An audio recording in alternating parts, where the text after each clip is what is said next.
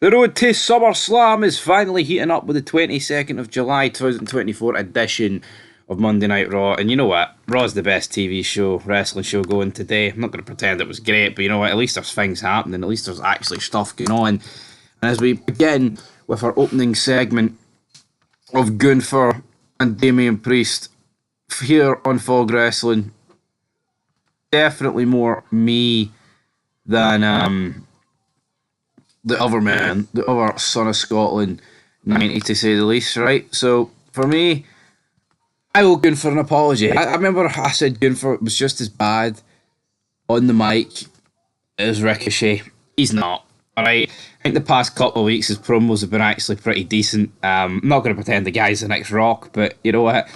I'm calling the crowd bum, saying that Damian Priest can go back to his trailer park here on the 23rd of July 2024. Fog Wrestling, Big Stevie Cool, apologises to Gunther. You're not as bad as Ricochet on the mic. So yeah, you're welcome to it, big man. Anyway, he calls out Priest. He says, you know what, how about you just give up the title and go back to your trailer park? I'm the man, I'm the ring general. You're a diddy, man. They come out, they get into a massive brawl. Security details are getting battered backstage. They try and get an interview with Gunther. But Priest then attacks him backstage. Then it was announced that for the next 2 weeks that Raw would be on the Sci-Fi Network due to the 2024 Olympics.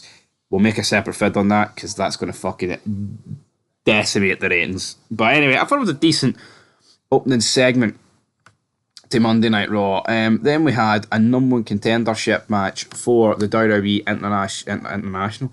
What is this? AEW Intercontinental Championship. You know what? A decent match here between Breakker and Dragunov. It's a match we'd seen a million times in NXT, but it did feel different here. Some badass spears, but none other topped by the spear at the end of the match where Braun Breaker catches Dragunov and he just cracks the back of his dome off the fucking apron.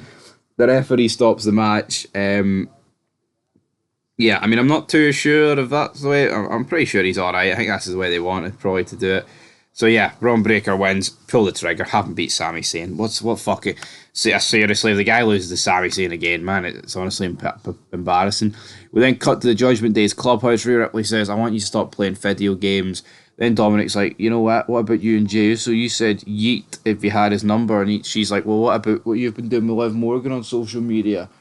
Huh? But then Finn Balor kind of gets in the middle. He's like, you know what, damn, I think we need to fix our Jey Uso problem, brother. Fair enough. Xavier Woods then celebrates Akira Tozawa's birthday with the Alpha Academy. What are we doing here? Celebrating Akira Tozawa's fucking birthday. There's a reason why Xavier Woods is the only member of the New Day not to win a world title. Because when you're doing things like this, I mean, seriously, like, what are you even doing? I mean, come on, like, there's no coming back from this. Doing this stuff, man, there really ain't. Then it was one of the matches that was on the preview for tonight. Lia Valkyria against Sonya Deville. Both people have Katana Chance and Kane Carter in the face side, and then on the heel side you've got Shayna Baszler and Zoe Stark.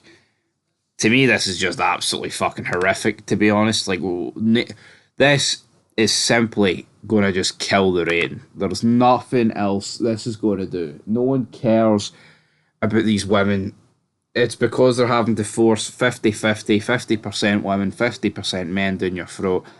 And, you know, on average, the men are better than the women. And they're not doing anything exciting. It's just a fucking throwaway match. And you know what? The men, there's a men's match coming up before anyone goes, you're just sexist. No.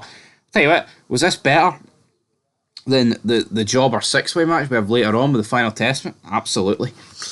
Abso-fucking-lutely. They're both ratings killers, though, because nobody, and I mean nobody, wants to watch any of this fucking shite. We then had an Uncle Howdy and Nikki Cross vignette, just a bit fucking weird. Jelly Rolls then announced to perform at SummerSlam. Okay, then at the top of the hour, we had CM Punk come out. He said, it's great to be alive in Green Bay. I want to stain both my hands with the blood of a Scottish psychopath. I saw my surgeon last Saturday, and he said I'm cleared. That means we're going to fight. I'm going to get my pound of flesh. So Drew McIntyre, get this beating you deserve. Out comes McIntyre. McIntyre's like, I've been waiting for this. Except for the fact I don't want to fight you. Punk's like, well, I do. And then Punk, you know, we're trying to get to him, but the security's breaking it up. McIntyre whips out the bracelet. Punk's had enough. Adam Pearce comes out. Alright. that's enough. You've been back for 10 minutes. You can't help yourself. Either use Punk. Don't worry. You're getting your match at SummerSlam. But I'm not going to be able to cope with it. I'm not going to be able to referee it. This guy is. It comes Seth Rollins. I fucking hate Priest still, right? Or Pierce. Let's just get back to what he said. He basically said the chaos has to stop. If it's not these two, it's Gunther and Priest. I've got a problem, a big referee problem. That's what brought Rollins up. But it's like, do you not want your top guys brawling over the arena? Like, obviously it's writ that way, but it's like, that's what creates ratings. That's what creates controversy. The moments. Look at all the iconic moments in the past between your top stars doing stuff outside of the ring. It's like, I don't want you two attacking each other in the parking lot. I don't want you two throwing each other off bridges. I don't want you two shooting each other. I don't want you two throwing each other into rivers, throwing each other off fucking everything, off buildings, into metal shutters backstage. I don't want any of that because I just want a good old fashioned wrestling match.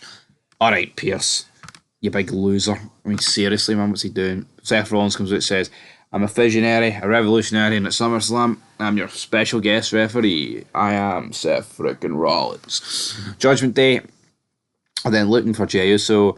Dominic and Finn are looking for him, but then Liv starts talking to Dominic, and it's like, right, okay, let's see here.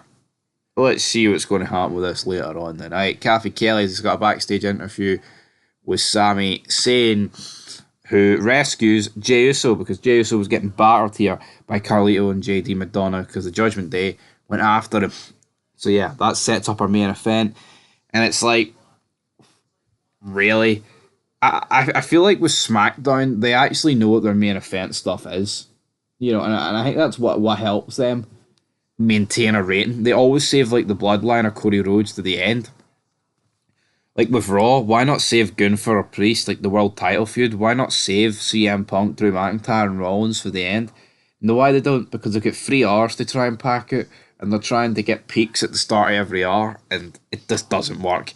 Up next, though, you get your third match. You've got Xavier Woods and the Alpha Academy taking on the Final Testament. The Final Testament win. I am not wasting my fucking time talking about this match. Alright? So yeah. If you want to hear so much about this match, go watch the clip. I'm not talking about how the Final Testament picked up a fucking victory, man. Because I don't care. I seriously do not care. Chad Gable is then confronted. Well, he confronts the Alpha Academy. The Creed brothers are out there. You get everything going on. It was like protection. You're protecting the Creed brothers last week, brother. Then he gets called an idiot. But then the lights go out. Oh no! After the Creed brothers and Alpha Academy get battered. So yeah, then the lights go out, bang, bang, bang. The Wyatt Six appear on the stage. Uncle Hardy gets in the ring and hits Gable with his sister Abigail to close the segment. I think they have absolutely dropped the ball on the Wyatt Six. They are feuding with the Alpha Academy and the Creed brothers and Chad Gable. Is that what Bray Wyatt would have wanted? Absolutely fucking I'm actually fucking baffled about what we're doing here. It makes like zero sense is what it does.